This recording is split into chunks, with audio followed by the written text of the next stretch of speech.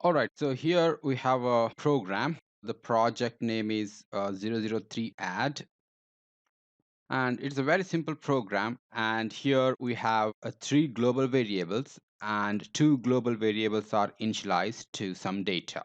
And after that, I'm just adding those two global variables, and I'm storing the result into another global variable. Here, if you look at this program, now here we have data, right? So these are the data. And after that, on the data, we are doing an arithmetic operation. And after that, we are storing the result back into the variable, right? Let's compile and let's download this code into the microcontroller. And after that, let's analyze so where exactly the data are stored and where exactly the program instructions are stored. I'm just compiling this code. So I'm just compiling the code. Let's first compile the code. And here you can see that we actually got the executable, that is .elf, right? So this is the file which we are going to download into our target. And please note that this data is also part of this .elf executable, right? So this data is actually hidden inside this .elf, right? First, let's load this .elf into the target. All right, so now let me just click on debug as STM32 MCU application.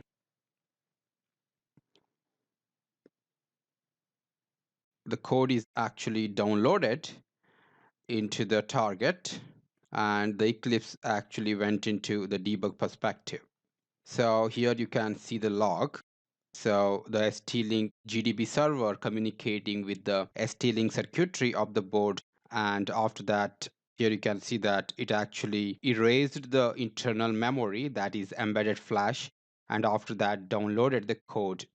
So basically you should see something like this: download and verified successfully. So that means the executable part of the .elf file is actually downloaded into the non-volatile memory of the microcontroller, which is nothing but flash. So now let's examine the flash contents to see whether the instructions are really stored there or not, because that is our program memory, right? So we'll first examine the program memory of the microcontroller by using our debugger. To examine the program memory, you have to take a look into the memory window. So to get the memory window, so go to Window here, go to Show View, and here you can see Memory and Memory Browser. So now let's open the memory browser. So here you have to type the base address of the program memory of your microcontroller.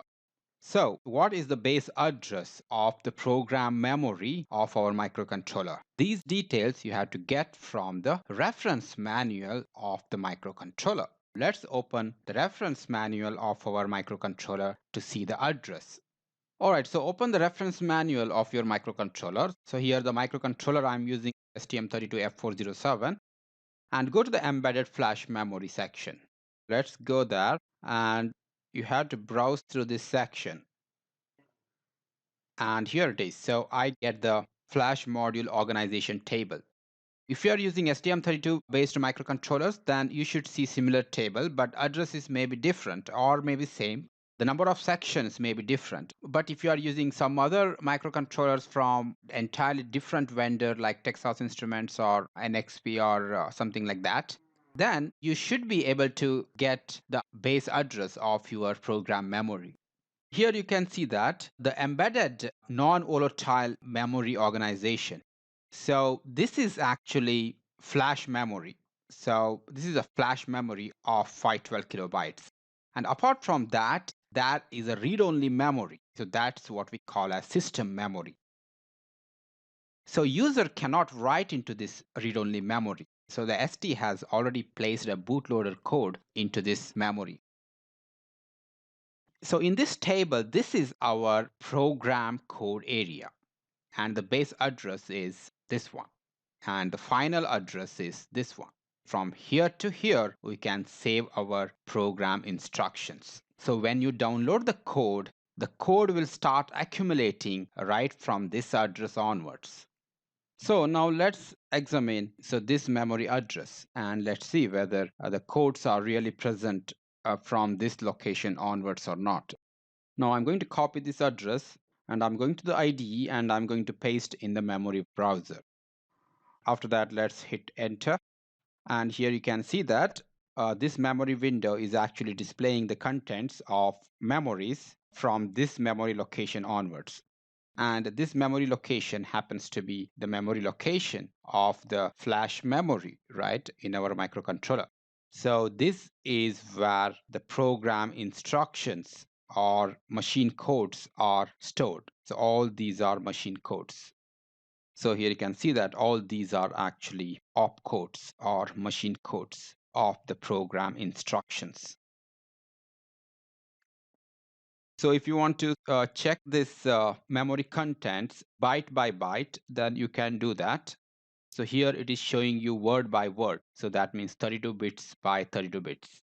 For example, this is the contents of the location, this one, that is 0 cross 8000000.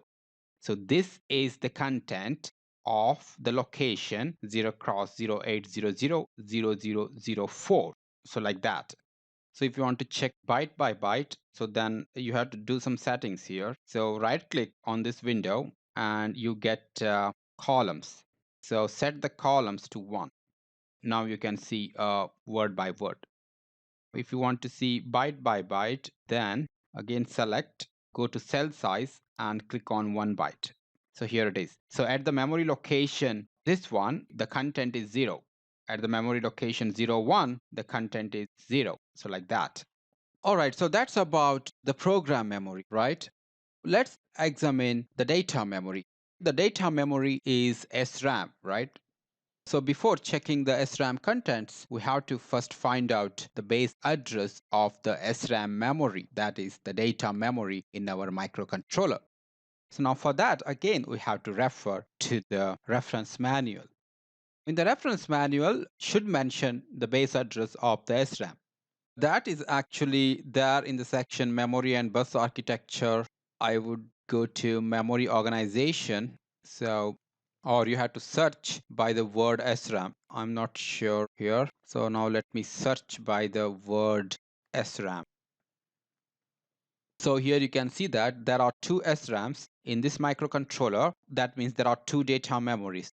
Now the primary data memory is SRAM1. So that's the main data memory.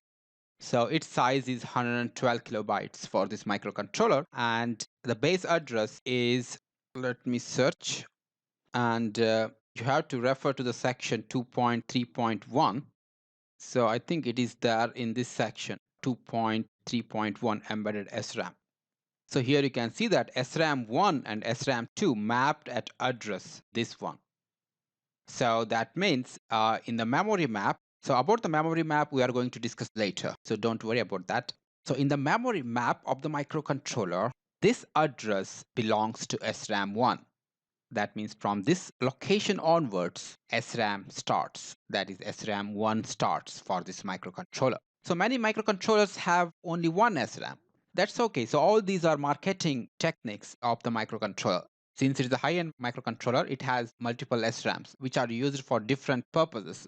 But the primary data memory is SRAM1, and its address starts from this memory location. Let's copy this, and let's go to our memory browser. And here, let's paste this address and hit enter. And here it is. So this is the data memory, and the data, that is minus 4000, is actually stored here. I can show that to you by changing the radix to hex, decimal signed. So let's change the format, decimal signed. And here you can see that at this location, minus 4000 is stored. And after that, at this location, 004, this 200 is stored.